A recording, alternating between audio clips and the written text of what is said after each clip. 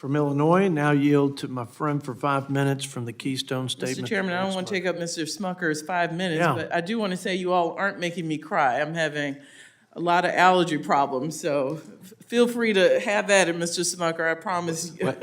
Yeah, wait till this Smucker, 5 minutes. Mr. is done. Smucker, please be gentle with the director here. I think they're tears of joy over the reverse the curse Absolutely. balanced budget of ours. Okay. Well, good morning, Director. Good to see you.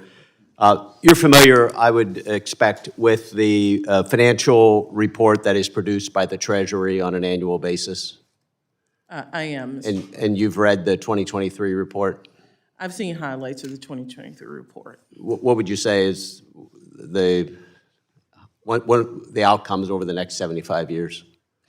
It depends on if it is a baseline, which is baseline based, not assuming the president's budget is enacted, is going to show something similar to our baseline budget. Well, let me show. Where debt will, I'm sorry. that debt will increase. Yeah. If we don't do things like the president has presented me- in his budget. Okay, we'll get to that. Let me show you this chart from that report showing debt to GDP over the next 75 years. This is a long-term outlook showing that debt to GDP will go from its current level of 97% to about 500% in the next 75 years. And in the report, the Treasury, your administration, says, and you can put that away now, but if changes in fiscal policy are not so, I'm sorry, it says that, first of all, the projections in the report show that current policy is not sustainable, says that multiple times. I think that's the underlying conclusion to be drawn from that. Absolutely not sustainable. And it talks about the urgency of addressing it sooner rather than later, says if changes are not so abrupt as to slow economic growth and those policy changes are adopted earlier, then the required changes will be smaller to return the government to a sustainable fiscal path. Couldn't agree more with what they're saying here. What are the drivers of that increase in debt? What programs? So, Mr. Smucker, you know the majority of government outlays are in what we call entitlement programs. Social Security, Medicare, Medicaid. Yeah. You said earlier that your budget would create solvency for Social Security without needing to cut benefits. That is not true. And in fact, I'd like to submit for the record, Mr. Chairman, a report from the Tax Foundation showing that if we indeed did what the Biden administration is recommending, raising taxes for those over $400,000 as outlined in this budget, it would raise about $3 trillion over a decade. The shortfall in Social Security and Medicare. Without objection, so ordered. Thank you, Mr. Chairman. The shortfall over a 30-year period in these programs, as outlined in this report from your administration, shows that shortfall is about $78 trillion. Raising revenue does not come close to fixing the problem long-term. Do you agree with that?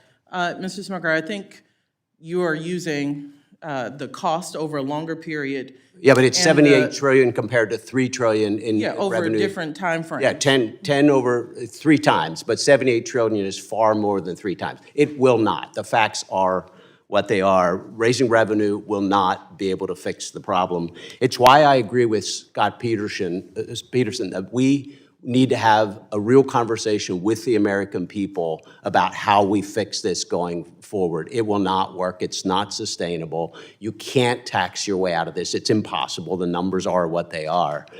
And that's why I believe a fiscal commission is so critical, so that we can come together, administration, members of Congress, bipartisan, bicameral, and have a real discussion. I think the American people are willing to make sacrifices. They're willing to step up when they understand that we have to do it or the alternative is really bad. So I was disappointed that the Fiscal Commission was not included in the latest package, and I was disappointed that the Biden administration does not support it.